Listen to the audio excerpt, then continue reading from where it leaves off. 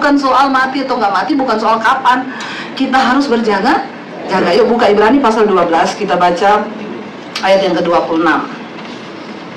Ibrani pasal yang ke-12 ayat 26, ya baca sama-sama. Waktu itu suaranya menggoncangkan bumi, tetapi sekarang ia memberikan janji, satu kali lagi aku akan menggoncangkan bukan hanya bumi saja, melainkan. Nah kemarin saya baca saudara, ada berita di TV, bukan cuma baca, sebuah perusahaan di Amerika lagi mengembangkan, mereka mau cari tahu di Mars itu ada kehidupan apa enggak. Dan memang mereka sudah bikin kapsul-kapsul di Mars itu sudah tumbuh sayur, bisa ditanam ya, yang hidroponik itu sudah tumbuh di sana. Nah ini mereka lagi mencari relawan loh. Perhatikan dan garis bawahi kata relawan. Biayanya cuma 100.000 kalau dirupiahkan. Kalau ada yang mau silakan. Tapi dia tidak menyediakan transportasi untuk pulang. Namanya juga relawan, kan dia mau penelitian bisa hidup nggak? Usianya di atas 20 tahun, ya di bawah 40 tahun. Ini namanya usia produktif. Dan satu pasang akan dikirim, cowok dan cewek. Kenapa? Tujuannya supaya mereka melihat bisa nggak orang berkembang biak di sana. Ya, mumpung masih kosong. Saudara bisa patok itu kapling di sana. Kalau sudah terjadi kehidupan, Agung Podomoro Group langsung mau ke sana. Jadi mumpung belum ada orang, kita kapling dulu di sana.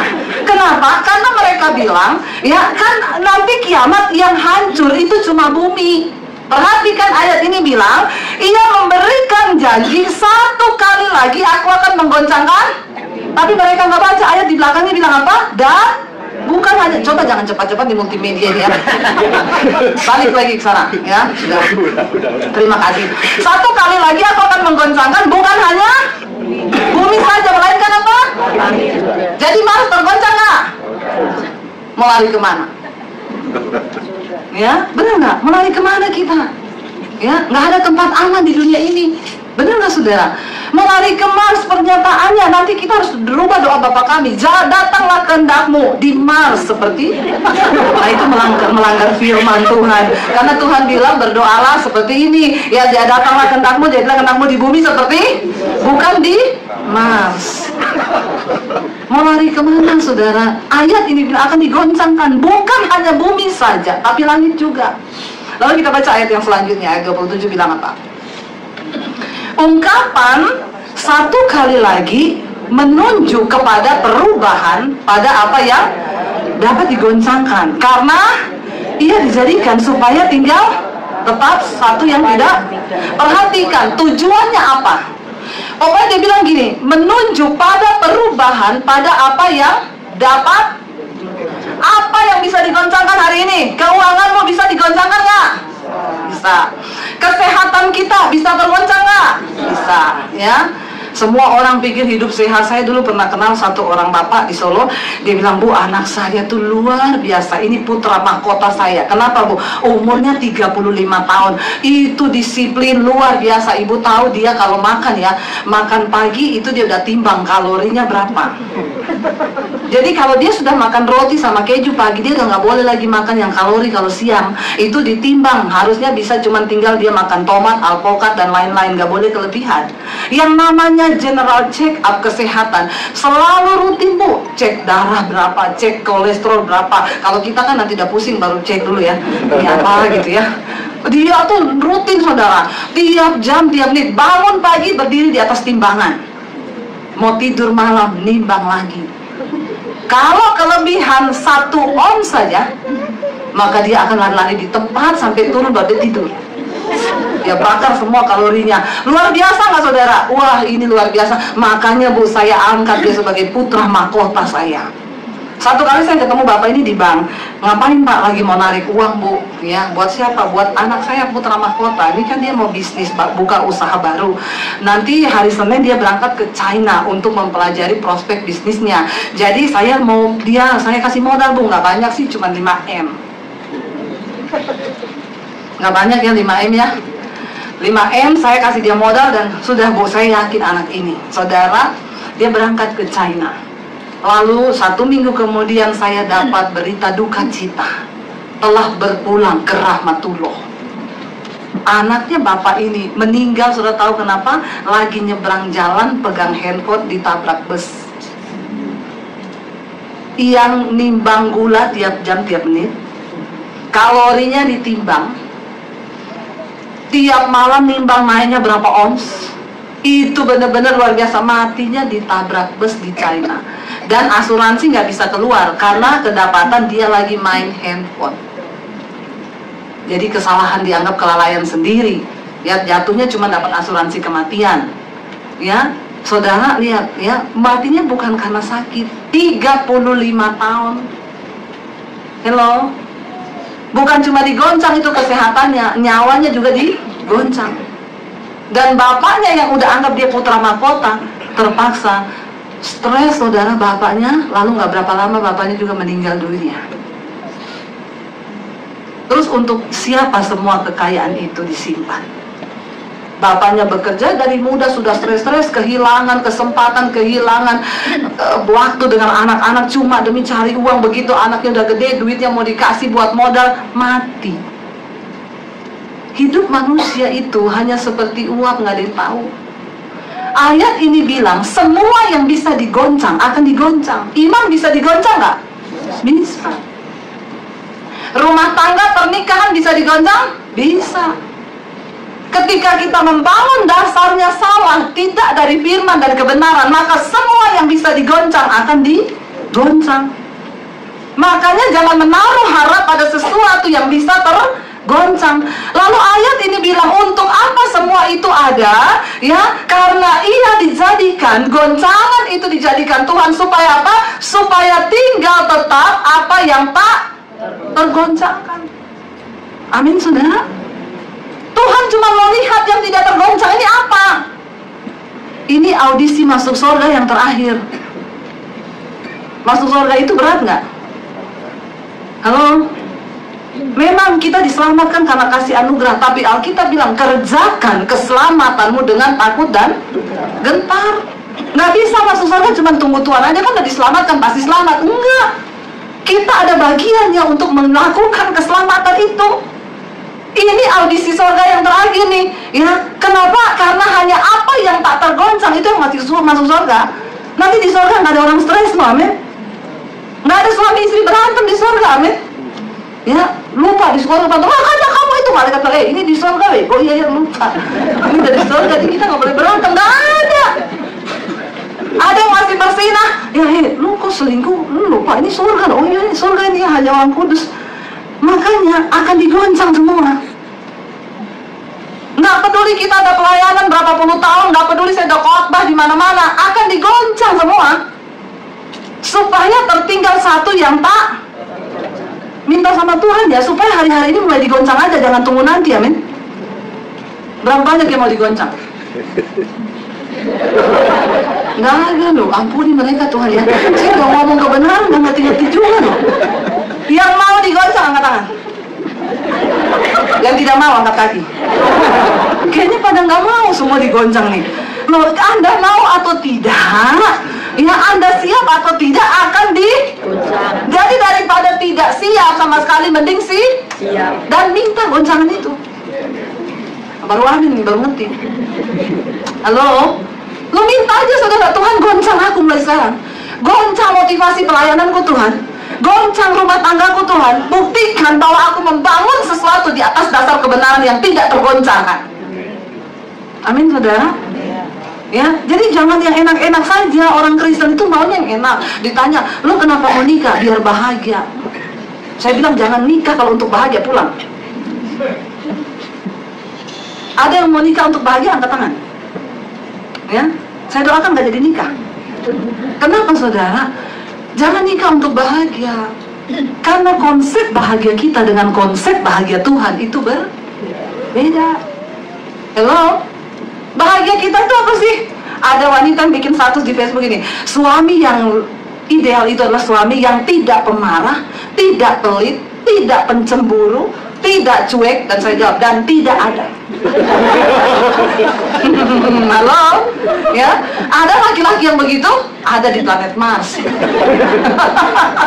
Ya, ada nggak? Orang mau menikah enak banget ya, cari suami yang ideal, yang tidak pencemburu, tidak pelit, tidak pemarah, tidak cuek. Cari aja, dapat nggak? Kenapa kita nggak boleh saudara? Karena kebahagiaan kebahagiaan konsepnya kita dengan bahagia konsepnya Tuhan itu berbeda. Kita bilang kita rumah tangganya bahagia kalau semuanya aman, damai. Wah, suami takut Tuhan, istri takut Tuhan, semuanya berjalan lancar. Enggak. Ya, Alkitab bilang, berbahagialah jika kamu jatuh dalam berbagai-bagai pencobaan. Karena engkau tahu ujian terhadap imanmu itu mendatangkan ketekunan. Dan apabila ia sudah matang, maka engkau akan memperoleh buah. Dan buahmu itu utuh dan engkau tidak kekurangan suatu apapun, kata firman Tuhan. Nah, masalahnya kita ini terlalu banyak nonton drama Korea. Jadi konsep bahagianya kita itu sesuai drama Korea. Nah, ada yang masih mau menikah untuk bahagia? Apa itu bahagia? Yesus bilang pernikahan itu 1 tambah 1 sama dengan 1, bukan 2 ya. Kalau 2 berantem terus tuh. Kenapa 1? Setengah saya mati, setengah suami saya mati. Kita tinggal separuh-separuh, baru bisa jadi. Nah, sekarang mau dimatiin setengah saya, sakit nggak? Halo? Sakit, saudara, dan itu butuh proses. Ya, saya tuh menikah dengan suami saya 17 tahun, prosesnya tuh luar biasa loh. Saya ini orangnya emosian, ya kalau ngomong itu teriak-teriak ketemu dia, saudara. Ya, sabar banget, ya. Kadang-kadang kesabaran itu membuat saya emosi. Loh, benar, saudara, ya. Membuat saya emosi gitu ya. Suruh cepat, dia lambat, ya begitulah orang Solo ketemu Sulawesi. Ya, bener nggak? Ya, marah aja dia permisi loh. Aku boleh marah nggak? Saya marah aja, nggak usah permisi, marah aja langsung. Ngapain sih marah pakai permisi? Tapi saya dibentuk menikah sama dia. Ya, saya dibentuk, saudara. Saya belajar untuk jadi. Saya kalau ketemu orang Sulawesi sekarang, mereka ngomong sekarang omongannya halus banget. Padahal sama suami ini masih kasar banget. Ya, tapi saya terbentuk dengan dia. Ya, dia juga terbentuk dengan saya. Iya, kalau ketemu orang Solo, kamu sekarang omongannya cepet banget. Ya, padahal buat saya itu masih lambat sekali. Ya, tapi itulah 2 pribadi jadi 1. Semuanya kita dulu berbeda, masakan aja berbeda, cara bicara aja berbeda. Ya, saya teriak sedikit dia udah marah-marah. Saya kalau itu gini, bojo nesu toh. Ya, aku ini nggak nesu loh, ini biasa. Ini nadamu kui nesu say. Ora. Yang tadinya tak marah malah jadi emosi nggak? Oh, ya bener, saudara. Jadi rempong nggak rempong. Lalu dia kalau besok saya ngomong, saya itu gini, dia datang. Gue nih ngomongin ini terus, aku suka kena serangan jantung. Ya, saya bilang ya kalau mau mati aja, berarti sudah kehendak Tuhan. Tambah gondok lagi berarti gue ngerasain aku sayang. Gitu, saudara. Tapi itulah prosesnya. Mau jadi 1 tuh nggak gampang. Ya, separuh harus mati. Dari segi masakan aja kita beda. Orang Solo itu manis dan tidak pedas. Orang Sulawesi pantang manis pedes kabeh. Ya, itu saya harus mati separuh. Jadi saya dulu masak itu 2 masakan, saudara. Ayam rica sama ayam kecap. Udah pakai kecap kasih gula lagi. Auzubillahiminasyaitonirrahmanirrahim gitu. Ya. Jadi kita makan sendiri-sendiri. Dia makan ayam kecap, saya makan ayam rica. Ya, saya bilang kita ini bagaikan sepasang sepatu, selalu bersama tapi tak bisa bersatu. Ya, betul, saudara. Ya.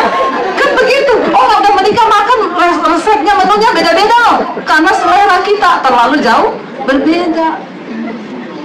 Lama-lama dia mulai sedikit-sedikit ambil waricanya gini, pedes ya. Tapi untung ada ayam kecap manis. Saya mulai coba ayam kecapnya, enak juga. Lama-lama saya pikir daripada kita stres, masak aja jadi 1. Ayam rica saya kasih kecap 1 botol. Tapi cabenya 1 kilo. Jadi pedesnya dapat, manisnya dapat. Suami saya makan ini manisnya dapat loh. Tapi gila, pedes banget, ya. Nggak apa-apa. Saya makan pedesnya mantep, tapi manis banget. Tapi nggak apa-apa. 2 pribadi jadi 1. Ya memang harus ada yang mati separuh-separuh, bener nggak? Kita kan mati separuh-separuh. Ya, lu nggak biasa makan pedes, harus belajar makan pedes. Saya nggak suka manis, saya harus terima manis. Karena itu memang ya sudah seleranya suami saya. Sampai mami saya datang, masak apa nih Deb? Ikan woku belanga. Kenapa warnanya coklat? Karena itu pakai kecap dan gula. enak kok rasanya mami, saya makan. Dia bilang, ini kola ikan. Ya, itu namanya dua jadi satu. Memang harus begitu. Ya, nah kita kalau nggak belajar untuk mematikan yang satu, stres saudara, ya berantem terus kita. Coba tuh, nanti saya masak masakan saya, suami saya makan di warteg terus. Nah, kalau penjaga wartegnya cantik, nggak usah tunggu cantik, perhatian aja. Ayo wanita-wanita ya, kadang-kadang suami itu selingkuh bukan karena cantiknya loh, tapi karena perhatiannya. Makanya istri, engkau itu diciptakan Tuhan. Ya, suamimu ada di sampingmu itu kok sebagai penolong. Nggak mau layani suami, jangan nikah. Amin. Ibu-ibu bilang amin. Ada amin. Ya, kita ini diciptakan Tuhan sebagai penolong. Ya, dan kita harus melayani suami. Ya, ada ibu-ibu, dia kan datang saudara ke Jakarta. Saya tanya, Bu, ibu ke Jakarta, dia tinggal di Surabaya. Suami ibu sama siapa Bu? Kan nggak punya anak. Dia sendiri Bu di rumah. Terus ibu 1 bulan di sini. Suami nggak keberatan? Enggak. Loh kok bisa Bu? Saya 3 hari aja suami saya udah mau gila loh. Iya kenapa? Kenapa? Saya bilang ya iya nggak ada yang ngurusin dia, bikinin dia kopi, sediakan makan. Oh kalau saya sama suami Bu, kita memang urus diri sendiri dari dulu. Oh iya? Iya suami saya makan sendiri, minum kopi nggak minum kopi saya nggak pernah layani. Oh iya? Terus dia betah-betah aja, iya nggak ada masalah tuh kita. Terus saya cerita, saya Bu pagi nyiapin suami sarapan, bikinin dia kopi, ya ntar siang lagi dia tuh walaupun mau kopi dia nggak akan minum kalau saya nggak bikinin. Terus dia gini, hah? Ibu layani suami sampai seperti itu? Wah, dia nggak pernah ambil makan dari tempat makanannya loh, dari tempat nasi saya yang ambilin. Sampai gitu, padahal ibu tampangnya preman ya. Ibu kurang ajar loh. Ya, nggak percaya, dia bilang saya nggak percaya kalau Bu Dewi itu layani sama suami sampai modelnya kayak begitu. Kebetulan suami lewat, saya tarik suami saya sini. Kamu ngomong sama ibu ini ya, saya melayani kamu bukan karena saya todong dan saya takutin loh saudara. Suami saya bilang, iya Bu, makanya dia nggak boleh pergi lama-lama Bu, paling banter tuh 3 hari. Ya, kenapa? Ya, istri itu ditakdirkan untuk melayani suami. Demikian juga suami. Kasihilah istrimu. Amin. Kasih istri apa? Kasih uang. Ya, ada timbal balik dong, benar nggak? Hello. Ya, tapi istri jangan menggerogoti suami ya. Terus duitnya semua dimintain ya, sampai suaminya bingung simpan duit di mana loh. Sudah sembunyi di mana-mana, dia ketemu Bu istri saya. Saya taruh di ATM, dia curi ATM saya. Saya simpan di kos kaki, hilang kos kaki saya. Ya.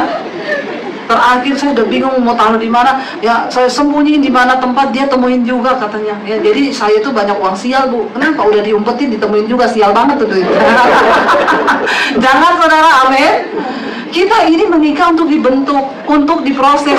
Kenapa saudara? Karena kalau kita membangun pernikahan di dasar lain bukan karena firman Tuhan, akan digoncang. Mumpung sekarang minta Tuhan goncang aja Tuhan, nggak apa-apa. Goncang mulai dari sekarang. Kita punya komitmen suami istri, saling membangun, saya sama suami punya komitmen ini, kita berdua komitmen ya iya. Kalau ada perempuan yang ganggu kamu, kasih tahu saya. Sebaliknya, kalau ada laki-laki yang ganggu saya kasih tahu suami saya. Makanya handphone jangan pakai password. Nggak ada yang amin. Ya, amin bapak-bapak, ibu-ibu amin. Karena sekarang itu yang namanya pelakor. Ya, luar biasa kerjaannya. Loh, justru perempuan-perempuan sekarang dia nggak mau cowok yang bujangan, makanya cowok bujangan sana ya pada jomblo semua malah. Ya, berdoa lah ya. Kenapa saudara? Karena cewek-cewek sekarang itu nggak suka sama yang bujangan. Dia bilang ya, belum ada rumah, belum ada. Nanti kalau nikah baru mau nyicil rumah. Habis itu baru mau nyicil ini. Lama perjuangannya, mending rebut suami orang yang sudah mapan. Hello. Makanya mereka tuh memang sengaja sekarang itu membidik ya bapak-bapak yang sudah berkeluarga. Nah, di sini istri-istri kita perlu nih ya, bagaimana supaya suami kita ini juga ya, ini dunia memang sekarang saudara. Zaman dulu kalau ada pelakor ketahuan ya zaman dulu dia takut loh, jangan sampai ketahuan istri. Sekarang pelakornya cari tahu nomor telepon istrinya. Dia telepon memang sengaja. Kamu tahu nggak? Saya tuh selingkuh sama suamimu dan ini kita udah mau menikah. Lu mau cerai atau mau lanjut? Ngeri loh dunia sekarang ini, bener. Ya, makanya bapak-bapak hati-hati ya. Kalau ada digoda perempuan, kasih tahu istrimu, amin. Cuma yang amin ibu-ibu toh. Ini bapak-bapak kebangetan loh ya. Amin bapak-bapak. Kenapa? Karena istri itu ditaruh di sampingmu itu sebagai penolong. Penolong itu yang menjaga situasi. Ya. Jadi saya kemarin tukar pikiran sama suami saya. Jadi gitu ya, kita saling menjaga ya. Jadi kamu ada apa-apa kasih tahu saya. Terus dia bilang gini, kenapa sih harus dijaga? Ya, berarti kalau dijaga dicurigai. Saya bilang gini, tanya sama satpam sana, kenapa dia keliling kalau malam? Ya. Itu harus ada unsur mencurigai.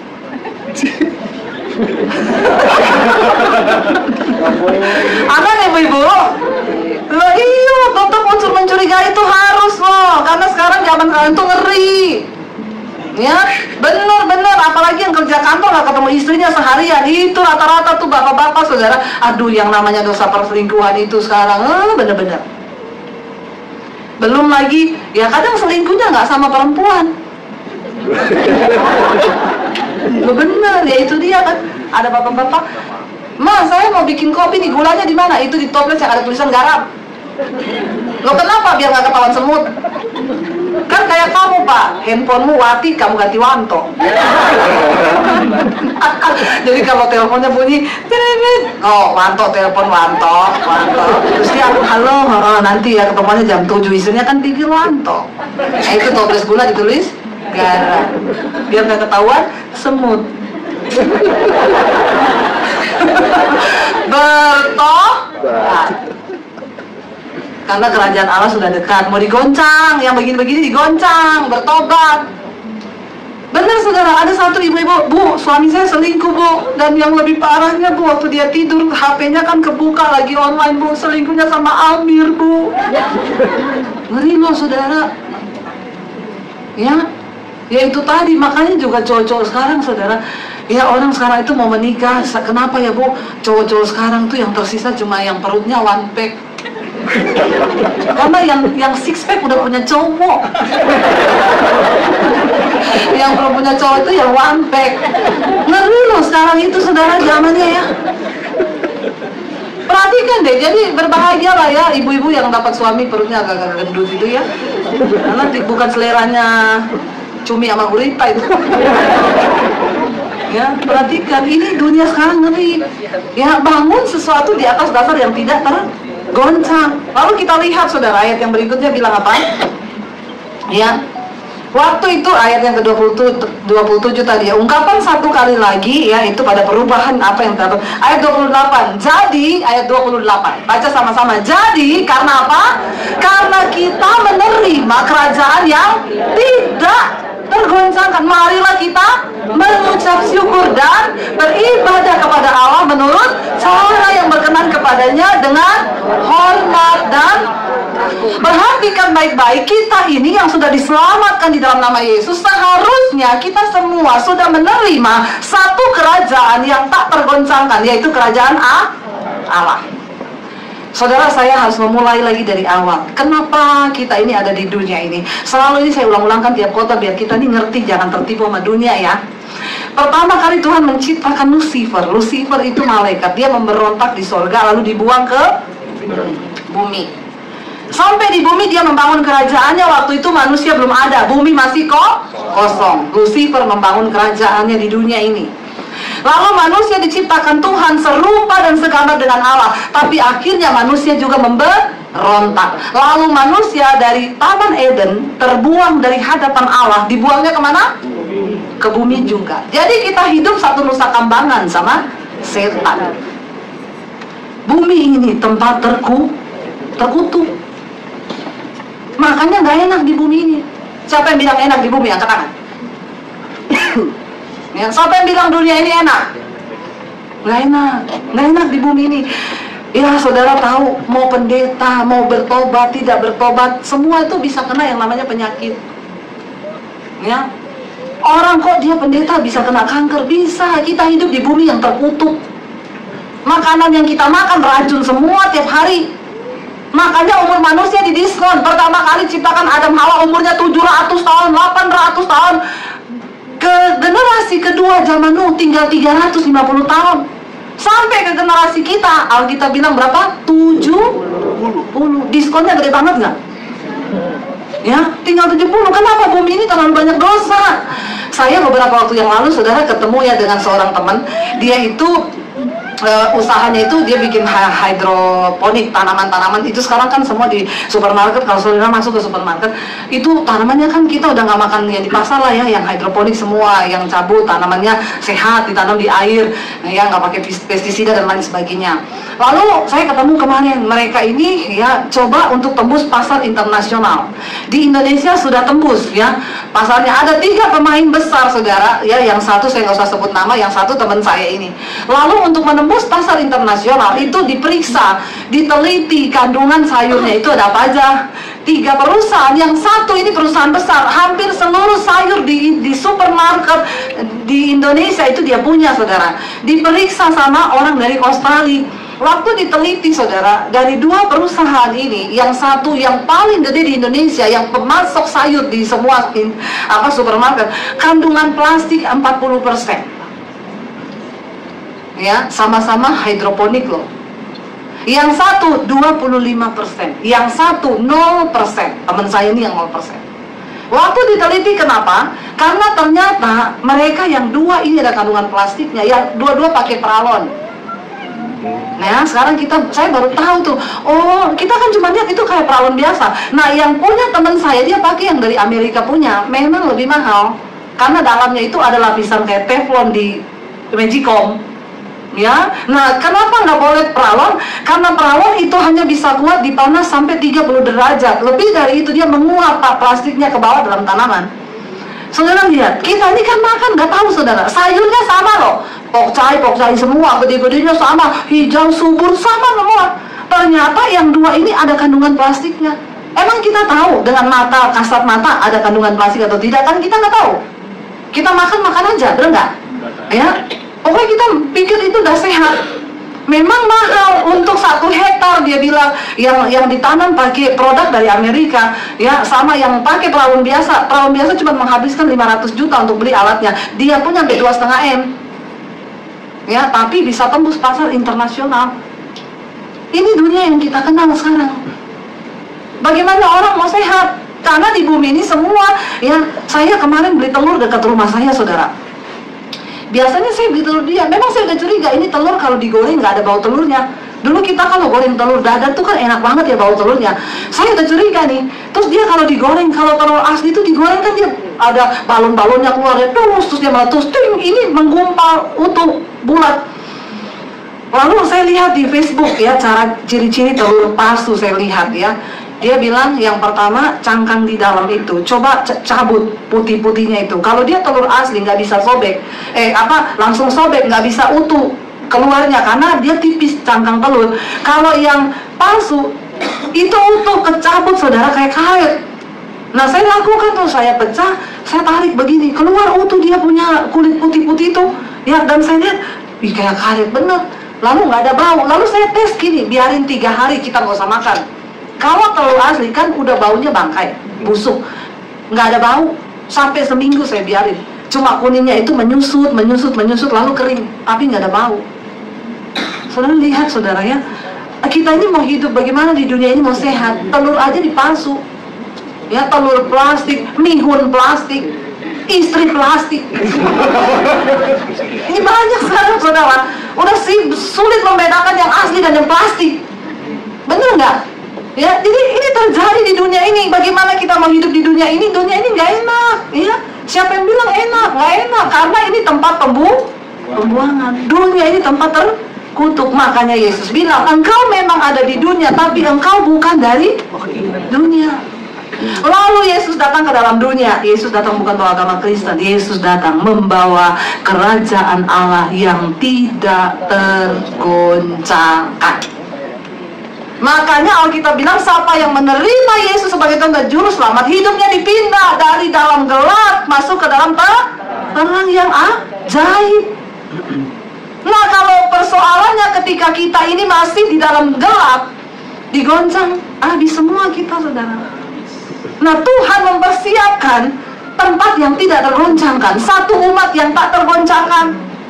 Ya kita, saudara-saudara, di sini sudah dibilang, jadi kita menerima karena kita ini telah menerima satu kerajaan yang tak tergoncangkan. Yang pertama, marilah kita mengucap, orang yang bahagia di dunia ini bukan orang kaya. Sekali lagi saya mau bilang, Anda mau kaya, kekayaanmu berapa, Tuhan tidak pernah menghitung itu. Orang yang bahagia di dunia ini bukan orang kaya, tapi orang yang hidup di dalam perkenanan Tuhan. Orang yang hidup dalam kekudusan, mereka tuh yang bahagia. Kenapa? Setan tidak bisa mengintimidasi kita. Hidup kita selalu dalam ucapan syukur, amin. Ada duit bersyukur, nggak ada duit bersyukur, beneran. Bersyukur nggak ada duit, ya. Memang uang tidak dibawa mati, tapi nggak ada uang bawaannya. Bertobat, ya. Saudara, kita menerima satu kerajaan yang tidak tergoncangkan, karena itu bersyukur. Tanda-tanda orang yang sudah hidup dalam kerajaan Allah yang tidak tergoncangkan. Yang pertama, hidupnya penuh dengan ucapan syukur. Amin. Ya, tidak bersungut-sungut, mengucap syukur aja, bersyukur semua yang terjadi dalam hidup kita ini seizin Tuhan. Ya, tapi saya difitnah, Bu, nggak apa-apa, seizin Tuhan. Tapi saya direndahkan, nggak apa-apa, berarti seizin Tuhan. Tapi saya usahanya bangkrut, Bu, seizin Tuhan. Ya, makanya ada bapak-bapak sama ibu datang, Bu Dewi doainnya, selama kami berusaha puluhan tahun, baru kali ini loh rugi. Oh gitu ya, selama ini untung terus, kenapa nggak datang sama saya waktu untung? Giliran rugi baru cari pendeta, saudara, ya. Saya bilang bersyukur, Pak. Ya, hidup ini nggak selamanya untung terus, amin. Hidup ini adalah rangkaian peristiwa, saudara. Ada saatnya hari ini kita tertawa, besok kita menangis. Kenapa? Karena kalau tertawa terus kita jadi gila. Ya, orang kok tertawa terus, ketawa terus gila, saudara. Ya, tapi sekali-sekali nangis supaya kita belajar mengenal Tuhan. Kitab Mazmur bilang, aku tertindas itu baik bagiku, supaya aku belajar ketetapan Tuhan. Yang tidak ada masalah, saya doakan ada masalah. Katakan amin. Ya, lalu ayat yang berikutnya tadi bilang apa? Setelah kita mengucap syukur, lanjutannya apa? Ya, bayangkan ayat yang tadi lagi, kita menerima kerajaan, ya, dan yang kedua, beribadah kepada Allah menurut cara yang berkenan kepadanya dengan hormat dan takut. Apa itu beribadah? Bukan hanya di gereja hari Minggu. Ya, beribadah, Roma pasal 12 ayat 1 dan 2 berkata apa? Persembahkanlah tubuhmu sebagai persembahan yang hidup, yang kudus, berkenan kepada Allah. Itu ibadahmu, yang bukan waktu di gereja.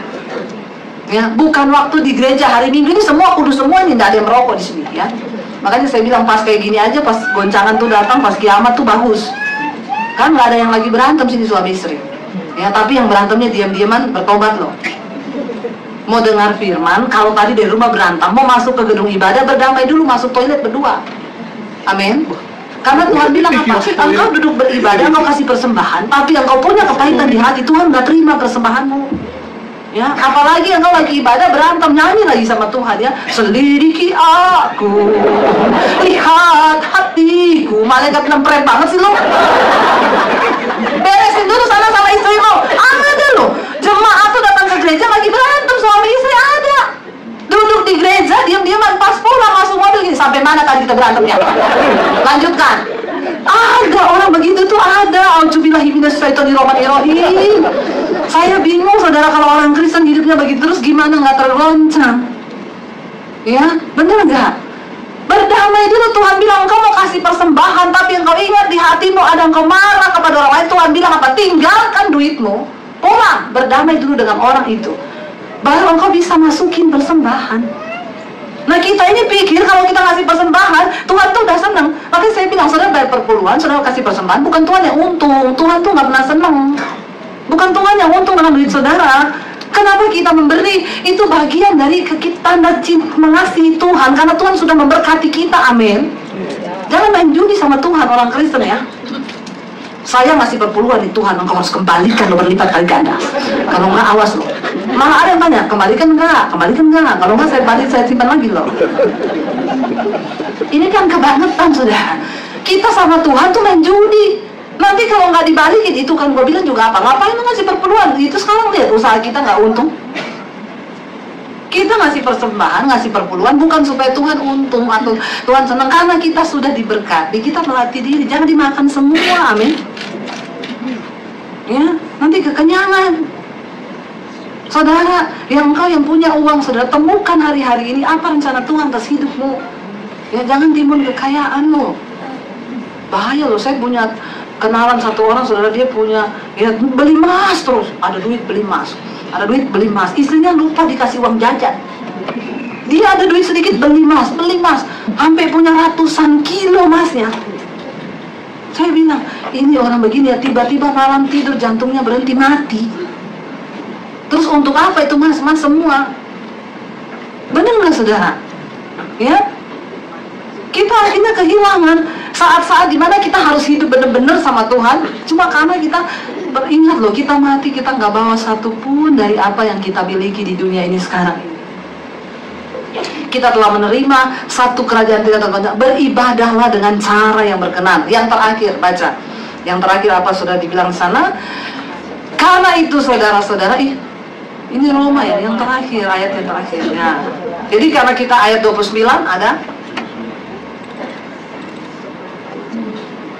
Kenapa kita harus beribadah kepada Allah dengan cara yang berkenan? Karena apa? Sebab Allah kita itu adalah apa? Ya, Allah yang penuh kasih.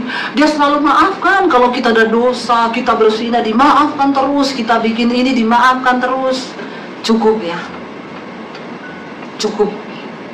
Jangan hidup dalam kemunafikan dengan Tuhan. Kenapa kita harus hidup dalam ibadah dengan cara yang berkenan kepada Allah? Sebab Allah kita itu api yang menghanguskan. Dia bilang ada saatnya nanti akhir zaman Tuhan datang bukan dengan kasihnya lagi, tapi dia akan datang dengan murkanya.